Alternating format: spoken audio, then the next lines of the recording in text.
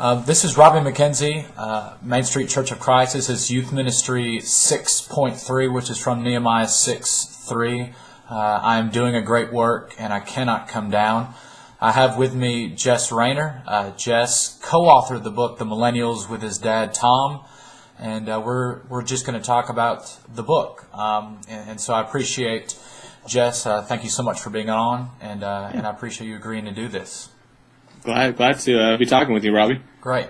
When I first read the book, of course I understood the term millennial, but just for maybe those who don't really understand that term, what is the term millennial, and really what prompted you and your dad to write the book? Sure, yeah. Well, the term or the book title, The Millenials, is obviously based off the generation name of the Millennials. How we kind of got to that name, it's been used before. It's not, it's been out there used prior to the writing of the book. But some of the other generation names out there you may have heard are like Generation XX, Generation Y, Generation.com, the Boomer Babies, Echo Boom. There's a whole lot of names out there. But really, let me take a step back and kind of explain how we got to the Millennials. Has to do with the age of the generation. 1980 to 2000 was what we decided was the best fit for this generation. And there's a lot of other factors you can go into that. We talked about in the book, but it really has to do with about the 20-year span, 21 years that we went with, as well as some of the live births and the demographics of it. So if you look at it, year 2000, Y2K, as many people know it, started the new millennium. So that's kind of how the term millennials got introduced with this generation. It's a unique name. Only one generation can claim it. So I think it's kind of neat. I like it being a millennial. So absolutely. And kind of the need for the book that we were talking about is America's largest generation. Around 78 million live births have happened with this generation. So surpassed my father's generation, the baby boomers, and becoming the largest generation. So understanding, this next generation of leaders, understanding the impact that the millennials are going to make was huge. And that's really what kind of spurred on this book. And it is really for not just the church, but for the American population in general, just kind of understanding the nature of this generation. Obviously, we had it specific to the church at the end of our book, but it's just a need, and we're already making an impact with political and economic decisions. Absolutely. So it's pretty neat to see. So elongated answer there for you. No, that's good. That's good. Now you guys did a lot of research, obviously, from the book, and what was not only your personal reaction from the book as a millennial, and maybe if you can give some of that, what was your initial reaction? But also, there's a section in your book, and I think it's called Insights from the Millennials as well. Just give your reaction based on your research, from your own perspective, and maybe just from the insights as well. Sure, absolutely. The data we gathered was tremendous. I mean, it was lots and lots of data. It was enough to write 2 or 3 books on. So we really picked out the most important parts, kind of the highlighted parts. And we asked one open-ended question, and simply, what was most important to you in life? Well, what's important to you in life? And the number one answer, there's no prompt, it was simply an open-ended question. The number one answer was family. It was the only answer that received a majority response at 61%. Wow. So that was just absolutely, we were like, wow, I can't believe it came back that high. And the fact that even family was first, because if you look at the millennials, we come from broken families, we come from disengaged families, families that are extended. And so you wouldn't think maybe it was the emphasis on that, but that was very, very surprising. Sure. When I was looking over the millennials, some things that kind of stuck out in my brain. I have a financial background, and kind of thinking about in light of the recent, the Great Recession that we had, millennials are confused about money. I didn't really think that was the case, understanding that the baby boomers, which is mostly the millennials' parents, were so heavily involved with finance and career-oriented. I thought there wouldn't be that much confusion, but there is. Another thing, our generation, we often think that we're a green generation. But, I think about my personal life, think about my friends. It's important, but it is not a defining factor of us at all. Sure. So that was, to me, I kind of knew that in the back of my head, but when the research came in, I was like, yeah, that makes sense, that we are not that green. So just that, and then looking at the religious aspect, just the decline in involvement in church, the decline in religious activity is continuing to decrease. People think they're spiritual. There's a spiritual aspect to our generation, but really we're just seeing a continual decline in that.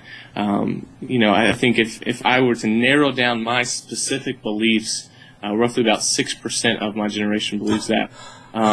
If you kind of broaden it just a little bit, about 20%, 15 to 20% claim Christianity. So you can see it's just a narrow response. The good thing is, though, those who are in that small majority are very dedicated. So there's just a general overview, just some things personally to me that were surprising about the research. But there's a lot to unpack. It was neat. It was neat to see that firsthand data. Absolutely. And speaking of families, that's the number one factor there. What impact does the millennial generation have on families based on your research and study? A lot of this is speculative at this point. Sure. The millennials do not have a lot of family yet. Personally, I'm kind of odd in that I have a son. I'm married and have a son. I fall into about the 20% of us around that are married and have kids. So we're seeing it. But what we did measure is kind of the view and the expectation of marriage, the view and expectation of children, sure, what they believe is going to happen. And from that, we can see that there is a renewed emphasis on the family. There's a section in the book titled "Breaking the Broken Family," which is simply a play on words about how that broken family, the millennials don't want to continue that trend. And that was so encouraging to see about families. There's kind of renewed emphasis. In fact, the majority of millennials, if I could get the specific data, I think it's around 85%, say that they're going to marry once or not at all. Right. There's that importance that's placed back on marriage and that institution of marriage, as well as the family. I think when you start with that marriage, which is the great starting point, and then you bring in kids into that mix, there's just that desire to be close, to be driven, to succeed in marriage and in parenting. So it's really encouraging to see that. Yep, and in conversation with some of my buddies who are not religious at all, they said they're actually, just from a non-religious standpoint, they're actually tired of all the divorce, and so there's actually a delay in marriage, not because it's not a good idea, it's because they just don't want to mess it up. And I thought, well, that's, from a minister's standpoint, that's a positive thing. To hear, albeit frustrating. But and you hit on a good point, is that millennials also getting married older. They're taking time to be a little more established. I don't know exactly how that plays into the importance of marriage. Obviously, maybe they're just waiting longer to make a good decision. Sure. We didn't really dive into that deep, but they are getting married. I think 26 and 24, male and female respectively, was about the ages that millennials are getting married, if I remember correctly. Absolutely. And like you, I'm one of those anomalies. I'm 30, a little bit older than you, but I've got 4 kids who are 5 and under. That's awesome. And so I'm an anomaly. But anyway, I know what you're talking about. I'm kind of moving on in a different direction. What about the workplace? A lot of us are starting, or at least hopefully getting settled in our jobs and our careers, but what have you seen on your research from the broad spectrum when it comes to millennials in the workplace? There is a emphasis on a work-life balance. And the main thing millennials are looking at is they want to be able to achieve that work-life balance. They don't want to be tied down 100% to the job. Now, career success is important to the millennials. It is not something that they're saying, hey, we're going to be this complete philanthropic generation and we're not going to work. No, career success is very important. Having money is important. But it's not a driving force behind this generation, behind our generation. What we can kind of gather when we put the different pieces of data together is that when millennials want career success, they want to have the money because they want to be able to have that work-life balance. It kind of makes sense when you put that kind of picture. Absolutely. They want to be able to have the time to do philanthropic things, to do things that better their family, that better their community, that better the generation as a whole, society as a whole. So you can kind of see that. And there's a unique mix. Right now, millennials are having a tough time entering the workforce in light of the economic recession. Mm-hmm. And what's happening is parents are kind of getting involved. The millennials' parents are getting involved in the workplace. And we kind of talked about a little bit in the book is companies that are wanting to attract and retain millennials are actually having Parent Day. Usually it's bring your child today, but it's bring your parent to work today. So it's neat to see that, just that kind of the emphasis on that family that carries in, that parental involvement that carries into the workplace. So it's kind of neat to see that as well. Absolutely. Having you, and I heard you say this earlier about the effect that millennials have had on the church. Based on your research, what has been the effect there? And I'm speaking of broadly, obviously, and it's tough to narrow things down, but maybe based on beliefs, adherence, as far as maybe attendance, maybe their views, anything that you saw that struck you as strikingly important for us to understand. Yeah, I was going to find an exact statistic that I was looking at here just a minute ago, talking about the church and its relevancy. It's right here. It says 70% agree that American churches are irrelevant today. So 7 out of 10 millennials see the church as this institution that doesn't really matter. It's irrelevant. And that has definitely played an impact into, involvement in attendance, church activities, how frequent they go to church, their participation in church, even their daily personal life, such as reading the Bible or any type of religious book, daily prayers, meditation time. We really unpacked some of those statistics in the book, and it's a decline. It continues to decrease generation after generation. Mm-hmm. And a lot of that is, I think it goes back to the statistic that 70% agree that the church is irrelevant. If you look at another statistic and stack it up right next to that, 72% agree that God is a real being and not just a concept. Oh, wow. So it's not that millennials don't believe in a God. There is some indifference. Let me take a step back. There is some indifference that millennials just kind of say, the church is there. It's something that you can get involved in. So kind of looking at that and thinking about the irrelevancy and thinking about 72% agree that God is real, you can see that even there's a firm belief in God with the millennials, but they're not turning to the church to kind of unpack that and to understand that because they see it's irrelevant. Sure. So it's just there's a desire in the millennials to be spiritual, to be religious. They lean more towards the spiritual side, but there's that desire since the church isn't reaching them. Absolutely. And Jess is a administrative pastor. I guess that's the term at Grace Point Church there in Hendersonville, and I'm a youth minister as well, and so part of our concern obviously is not just for statistical, just to point out statistics. Our concern is the lives of not only those in the church but those on the outside. And so Jess, as I'm reading this and listening to it and digesting it and meditating with it and praying about it, what can we do as ministers, as just regular members of the church? I mean, what can we do to help with this generation when it comes to church to kind of bridge the gap of that 70%? I mean, what are some things that you think are helpful that we could do to help with this generation? I think one of the main things you need to look at is the church needs to become real and relevant, and I think that's done through deep teachings of Christ. It's going to start with that. The surface level, it's going to attract millennials, but it's very quickly it's going to make them go away. We're not going to retain millennials. So there has to be this decision to be made for the church leaders to say, hey, we're going to go deep. We're going to go deep in the Word, and we're going to teach people what it means to be a Christian, to be a follower of Christ.